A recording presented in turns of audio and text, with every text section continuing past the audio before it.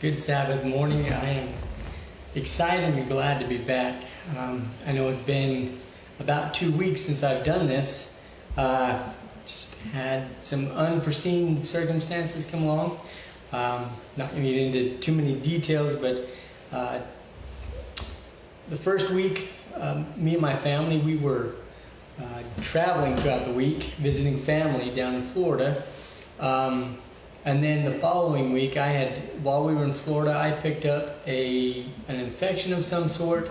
Not sure what it was. It might have happened before we went to Florida, but nonetheless came back with my joints were swollen and sore, and it was very difficult to move and to walk and to do things.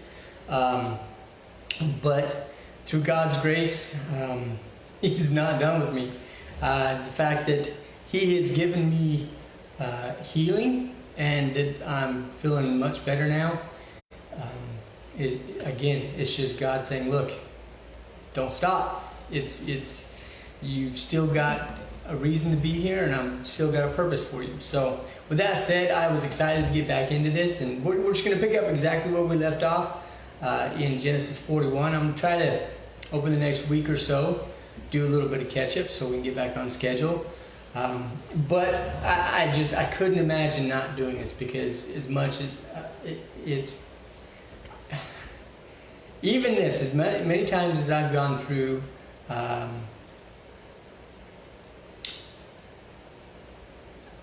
Genesis and Exodus and so forth, I am just really enjoying this read through right now. So we're going to go where we left off. We left off in Genesis chapter 41, and we left off in verse 44. So I just want to read that. Now, what's happening is Joseph was sold into Egypt. He spent some time in Potiphar's house, was accused of improper relations with Potiphar's wife, spent some time in prison, and he was able to interpret the dreams of Pharaoh's butler and the Pharaoh's baker. And through the process of time, Pharaoh had a dream, and Joseph was able to interpret it and lets Pharaoh know that they're going to have 7 years of plenty and then 7 years of famine.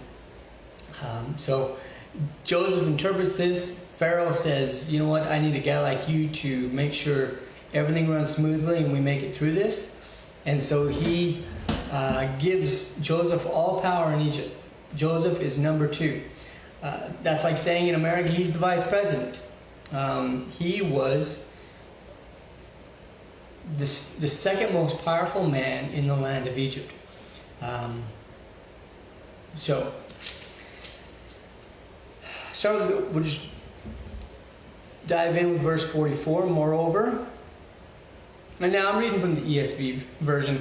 I had my King James around here, and I have not been able to find it. I don't know what happened to it. The children might have taken it and run with it somewhere, because I was reading it late last night as I was getting sleepy, and I put it down, and so I'm reading from the ESV today.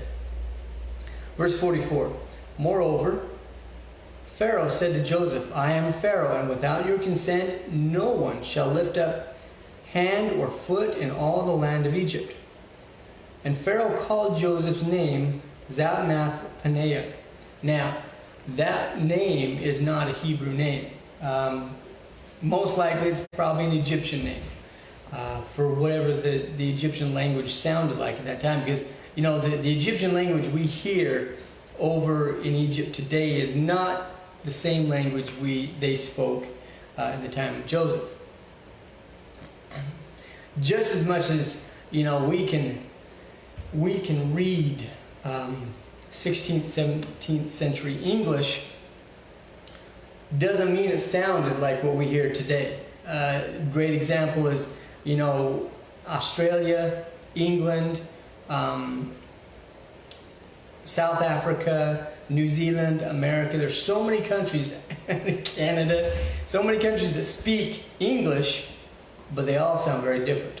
So who knows what the that name exactly sounded like. But it's interesting that they give us a phonetic, mostly phonetic spelling of the name that Pharaoh gave to Joseph. So Joseph was not known in the land as Joseph. Now, I'm sure the jailer knew him as Joseph. I'm sure Potiphar knew him as Joseph. But as the second in command of Egypt, Pharaoh gave Joseph a purely Egyptian name, Zapnath-Paneah. So it's interesting. When you read in Strong's, it gives you a definition of what it means, but it's hard to say, do we really know, because it wasn't a Hebrew name. So, with that said, he's Zapnath-Paneah, and he gave him in marriage Asnath, the daughter of Potiphera. Now this isn't the same Potiphar, this is a different person. Potiphera, priest of On. So Joseph went out over the land of Egypt. Which is not uncommon when you're in a monarchy. If you have somebody that's... Pharaoh knows that Joseph is not Egyptian. Pharaoh knows Joseph is a Hebrew. So just as a great example is when you watch the Ten Commandments or the stories of Moses, Pharaoh sets Joseph up to appear as an Egyptian. No different than, let's say, given the political, what's going on in the United States right now, let's say that the presidential candidate nominated a clearly someone as his vice president that may have been born in America and fit all the criteria of being a vice president, but had a Middle Eastern accent, or dressed like a Middle Easterner, and had a Middle Eastern name.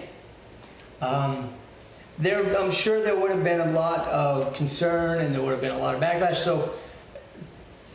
So Pharaoh is giving Joseph the appearance of an Egyptian. Now, as we all know that Joseph wasn't an Egyptian, but gives him an Egyptian name, an Egyptian wife, from an Egyptian priest. Now, this wife, the priest of On, it was their national religion, if you will, was we're aware of the sun god Ra.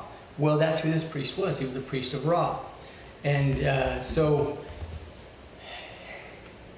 we know that throughout Abraham, Isaac, and Jacob, they were always very concerned about their boys taking women to wife of idolatrous nations. Egypt's an idolatrous nation. Ra was definitely not Yahweh. So it's kind of interesting to think about Joseph, who becomes the patriarch, who becomes the birthright son, or always was and still is the birthright son, is taking on a wife that is not his father's people, who is an Egyptian, whose father was an idolatrous priest. Now, just food for thought. So,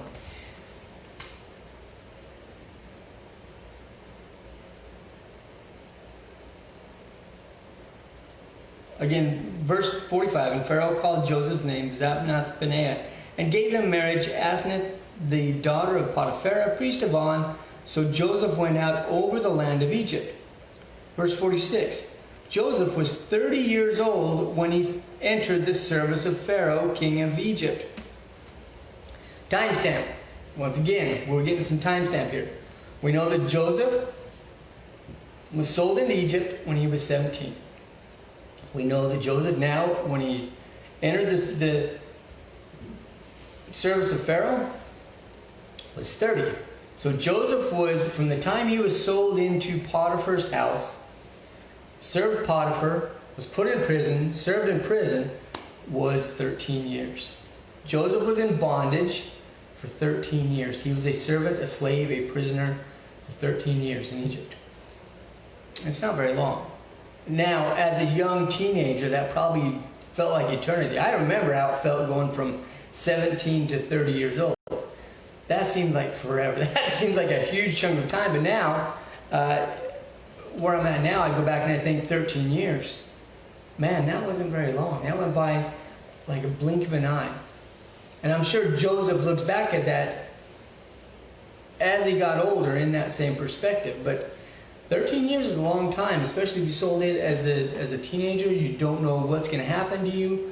All you have is God, because you're in a strange land among strange people that speak a strange language. We don't know if Joseph even understood Egyptian when he was sold into Egypt. We'll see a little bit more about that. So verse 46, Joseph was 30 years old when he entered the service of Pharaoh, king of Egypt. And Joseph went out from the presence of Pharaoh and went through all the land of Egypt. During the 7 plentiful years, the earth produced abundantly. So Joseph, once again, he is showing us his integrity. He was a man of upstanding integrity. He didn't just sit back in the capital and enjoy being rich and powerful. He actually worked. He went out into the land throughout these 7 years of plenty, and he managed the fields, the abundance, to make sure that everything was going accordingly. So he was definitely a very active foreman, if you will, or GC, or whatever you want, in the construction field, general contractor. He was actively engaged in making sure things ran accordingly.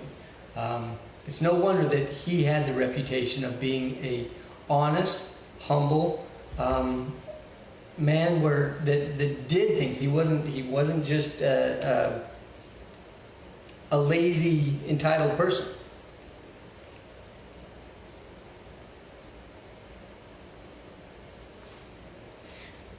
Verse 48. And he gathered up all the food of the 7 years which occurred in the land of Egypt, and put the food in the cities. He put in every city the food from the fields around it. And Joseph stored up grain in great abundance, like the sands of the sea, until he ceased to measure it, for it could not be measured. So it's something to think about. We watch in the movies and cartoons, and it always seems like the store grains are one big storehouse in the middle of Egypt, or in the center of the city, and that's not at all what happened. Joseph set up storage facilities in every city. It says in verse 48, and he put food in the cities. He put in every city food from the fields from it.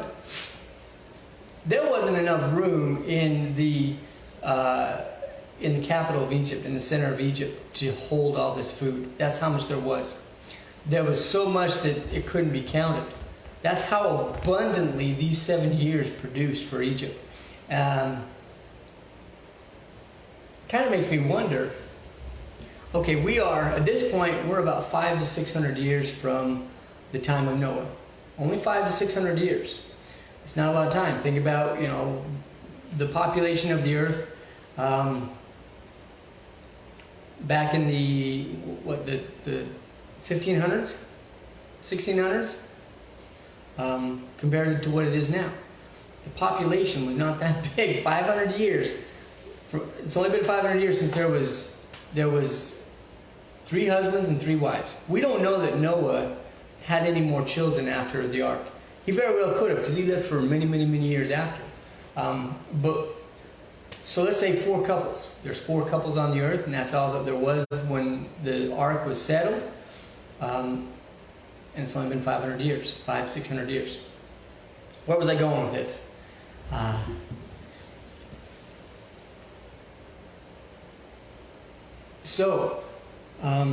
The abundance of these plentiful years it wasn't just a bumper crop. It wasn't just it was a phenomenal 7 years. It was 7 years of plenty like they had never seen before. And so, I love to watch archaeology videos about ancient Egypt and evidence for the Exodus and evidence for Israel and Egypt. And they found what they believed to be, in one city, grain storage. These big pits in the earth that they believe were used for grain storage. That wasn't it. There was more. In every city, and you got to understand, just like we live here in America, or you live in, let's say, you live in a state, you live in the city, the capital of the city, there's still cities around about that service the capital city. The same with Egypt. There was the central city of Egypt. There were cities all around in the land that serviced the capital. So all these cities around had their own grain storages. And I personally believe that there will come a time with archaeology that we will start to see all these grain storage facilities in all these surrounding cities. We'll be like, wow, there was grain storage in every city. This must have been huge. So, I know I can talk and talk and talk and talk about these kind of things, because this kind of stuff just, it excites me. I love this stuff. But I don't want to detract from what we're reading. So, verse 49, and Joseph stored up the grain in great abundance, like the sands of the sea, until he ceased to measure it, for it could not be measured. It could not be measured. Wow. 50. Before the year of famine came, 2 sons were born to Joseph. Asenath, the daughter of Potiphar, priest of On, bore them to him. Joseph called the name of the first Manasseh, for he said, God has made me forget all my hardship and all my father's house. The name of the second he called Ephraim, for God has made me fruitful in the land of my affliction. What a blessing. Joseph, 17, born into slavery, or sold into slavery, sold into Egypt. At 30, rose up to be second in command only to Pharaoh. That was before the 7 years began. And so during those 7 years, at the beginning of the 7 years, Pharaoh gives him a wife. His first son is Manasseh, which means I forgot my troubles. God has blessed me and restored me and redeemed me. And the pains and the sorrows of my captivity are no more. And then his second son, Ephraim, meaning he has doubled. Not only has he restored me and blessed me, he has doubled it. And I think of Job. Job went through his difficulties, but when he came out of his difficulties, God blessed him double, 10 times more. So I think Joseph was aware of the, well, he may or may not have been aware of Job, but Joseph was recognizing that not only did God restore him and bless him, but God has restored him and blessed him beyond his wildest imaginations. When Joseph had his dreams before he was sold into Egypt, the first dream he had, if you remember, he had a dream of sheaves of wheat bound down to him. 11 sheaves of wheat bound down to his. And that was symbolic of his brothers. They would all bow down to him. And then he had a dream that all the stars of heaven were bound down to him. I think he's reflecting and remembering these dreams that God gave him, because he didn't ask to have those dreams. And now he's starting to see them come to fruition, because now he is second in command of all of Egypt. And here we'll see that all the earth will be bowing down to Joseph. Anyway, so let's keep going. So we know that Joseph was 30 when he entered service for Pharaoh. At the time of the famine, the beginning of famine, Joseph would have been 37, somewhere around there. We don't know that the year of plenty started immediately after Pharaoh had that dream, or the following crop, or when. This is just a general number. So 37 years old. Joseph would have been 37 when the famine started. And he has 2 sons.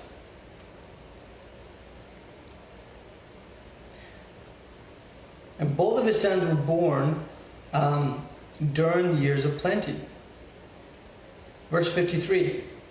The 7 years of plenty that occurred in the land of Egypt came to an end, and the 7 years of famine began to come. As Joseph had said, there was famine in all the land, but in all the land of Egypt there was bread. When all the land of Egypt was famished, the people cried to Pharaoh for bread. Pharaoh said to all the Egyptians, go to Joseph, what he says to you do. So the famine starts, and not only does Egypt have its storehouses that Joseph oversaw, but I'm sure, just like anytime we have plentiful years, economically here, there's some residual. People, the famine starts, they're like, oh, we got plenty. Even though we can see the famine coming in, we're okay. We got lots. We got plenty left over. And as the famine starts to really kick in and they start to see, oh, this isn't going to let up, what little that they stored up amongst themselves privately started to run out. And so at first the Egyptians weren't worried when the famine came, because they had really good years. You know, we see that with our economic upturns and downturns. We'll have a roaring stock market, and then for whatever reason it crashes. And people remain optimistic for a little bit, thinking, oh man, it's going to come right back. It's just going to keep going. And then before they know it, it's not coming back. And I think that's kind of the same situation here. The Egyptians are starting to realize, no, this is something different. This is something more. So people start complaining to Pharaoh, and Pharaoh gives all power to Joseph. He says, all right, y'all need to go talk to Joseph, not me. I'm not the person to talk to. Joseph is. So in a way, Pharaoh is elevating Joseph's importance even more. Verse 56. So when the famine had spread over all the land, Joseph opened all the storehouses and sold the Egyptians, for the famine was severe in the land of Egypt. Moreover, all the earth came to Egypt to Joseph to buy grain, because the famine was severe over all the earth. Now there's a couple things here.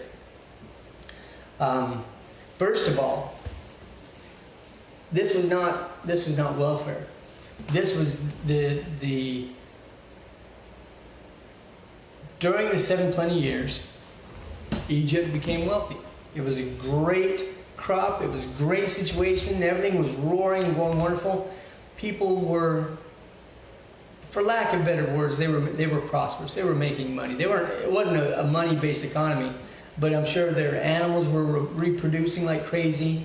Their crops were growing like crazy. They were selling like crazy. It was a hot market. So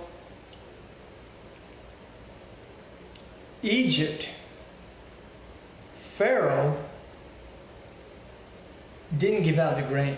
He didn't just say, okay, come on, it's time to give it out, and he sold it. The people of Egypt, the citizens and the Egyptians themselves had to come, and they had to buy with their own money. They bought it from Pharaoh.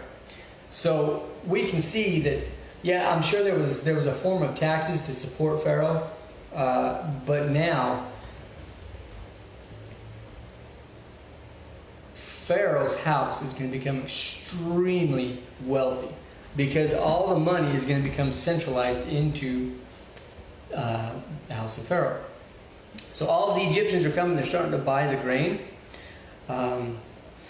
And here's something that's very interesting that is not exaggerative.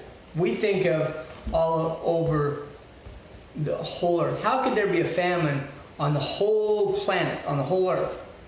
We've got to remember, again, the earth is very young as far as population is concerned. Noah's flood has only been 500 or 600 years. So you think, how many people were on the earth after 500 or 600 years? How much have we populated the earth? It's a good question. But it obviously was nowhere near to what it is now. The children of Noah, I don't think, well, you always have your explorers, and you always have people that are curious about what's out there and they go out and they explore.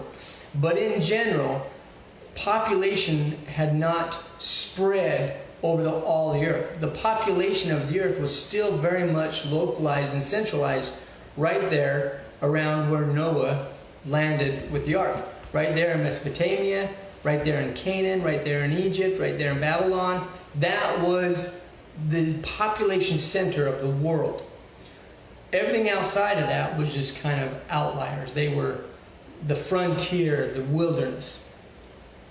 So to say that, verse 57, moreover, all the earth came to Egypt to Joseph to buy grain because the famine was severe over all the earth.